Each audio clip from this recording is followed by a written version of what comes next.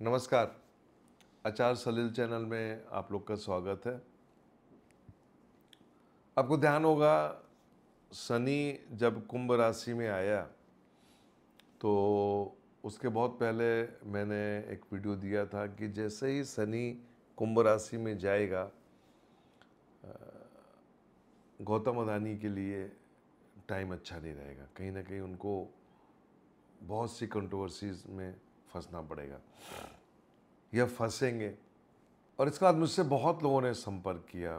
Business के क्षेत्र के जो धुरंधर हैं उन लोगों ने मुझको संपर्क किया। और मैं अपने फॉलोअर्स को बताना चाहता हूं कि वो एक ऐसी प्रिडिक्शंस थी, हालांकि मेरे जीवन में प्रिडिक्शंस यदि मैं काउंट करूंगा तो एक बुक लिख सकते हैं, लेकिन गौतम अदानी वाली जो प्रिडिक्शंस थी वो इस वीडियो में अटैच्ड है। आप इसको देख सकते हैं। और मैंने एक डेडलाइन फिक्स करी, अक्टूबर 2023 का जो महीना होगा वो गौतम अदानी के लिए अच्छा नहीं होगा। और जैसे ही अक्टूबर शुरू हुआ तो एक कंट्रोवर्सी शुरू हो गई और फाइनेंशियल टाइम्स लंदन की एक रिपोर्ट आई, उसमें बहुत सी बातें निकल के आईं।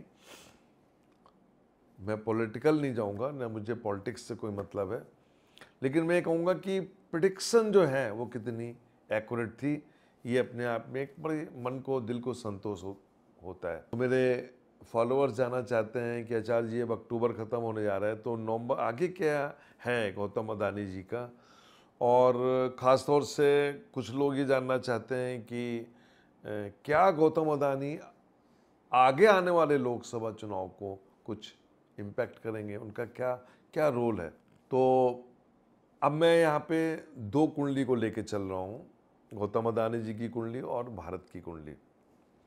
और जब हम दोनों कुंडलियों को ध्यान से देखते हैं तो गौतम अदानी जी की कुंडली में वर्तमान समय में शुक्र की महादशा में राहु का अंतर, टॉरस लग्न की कुंडली है।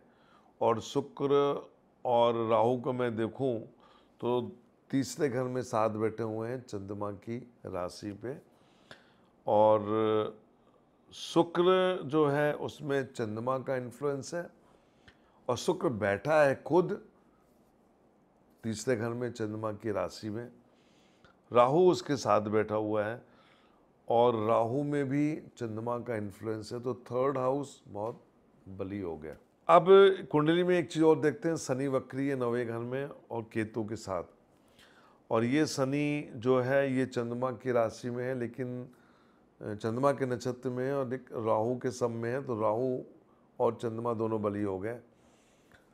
तो मैं ये कहना चाहूँगा कि 9th एंड 3rd हाउस जो है वो बहुत बली है कि कितनी भी कंट्रोवर्सीज हो जाए, कितनी भी हो जाए, समस्याएं हो जाए, हम तो आगे बढ़ेंगे और हमको आगे बढ़ना है। ये कुंडली में भी दिखता है। लेकिन वर्तमान समय में शुक्र की महादशा में राहु का अंतर, राहु क्या है, छाया ग्रह है, और शुक्र इस कुंडली में लग्नेश और षष्ठेश है।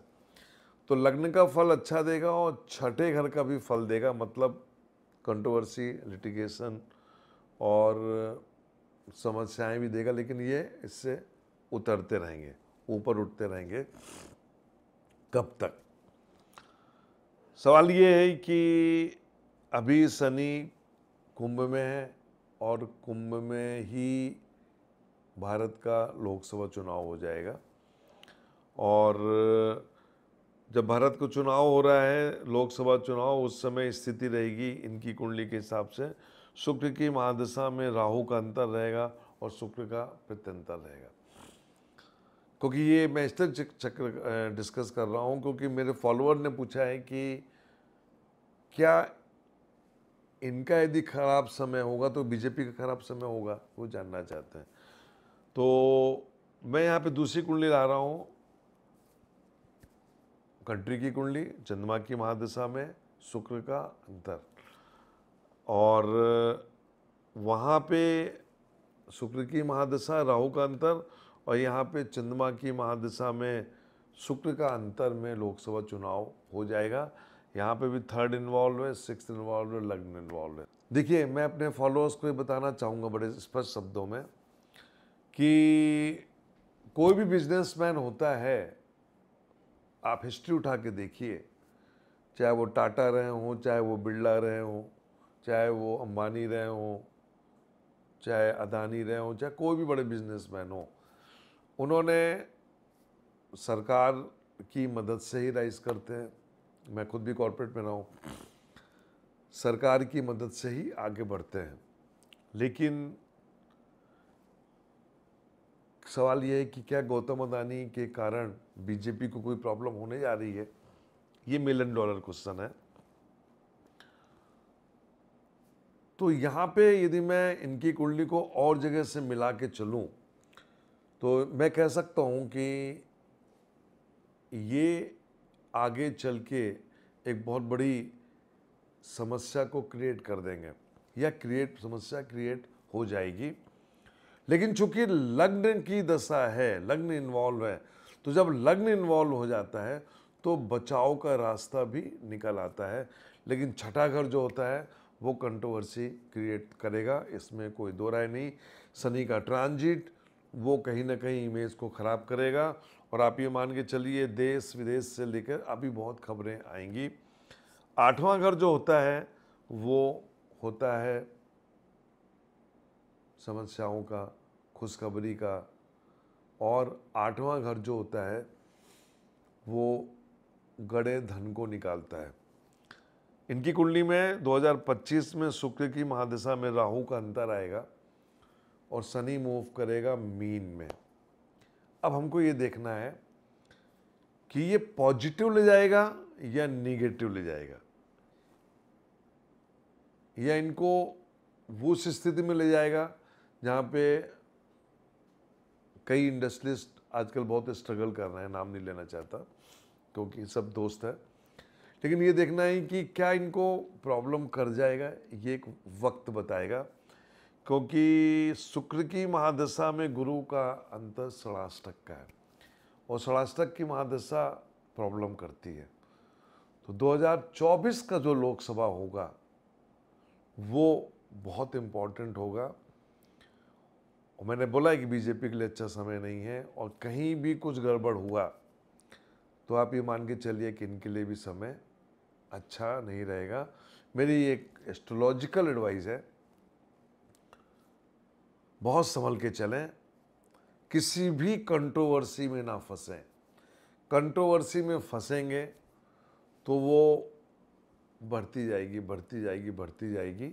और 2024 का लोकसभा चुनाव है। एक 50 करोड़ की बोफोर्स घोटाले को लेके वीपी सिंह ने गवर्नमेंट गिरा दी थी कांग्रेस की, और फिर इसके बाद चंद्रशेखर जी आए, फिर इसके बाद चुनाव आए। तो ये बहुत सी घटनाएं यदि आप याद रखेंगे इस देश में, एक्चुअली में क्या है, हमारे देश की जनता बहुत भोली है और छोटी छोटी चीज़ों में वो फंस जाती है।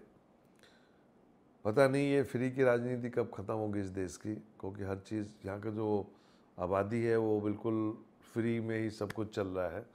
तो अभी देखना है कि आगे चल के क्या होता है। एक फॉलोअर ने मुझसे जानना चाहा है कि भारत का अगला प्रधानमंत्री कौन होगा, कौन हो सकता है। भाई ये चीज़ें तो मैं आपको लोकसभा चुनाव डिक्लेयर होने के पहले बताऊंगा कि किसकी कुंडली स्ट्रॉन्ग है। हवाबाजी नहीं करेंगे, टेक्निकली प्रूफ करेंगे, जैसे मोदी जी के लिए 2014 और 2019 में किया था। तो अदानी जी के लिए मेरी ये सलाह है, मैं वैसे कुछ नहीं होता हूँ, लेकिन इतना ही बोलूँगा कि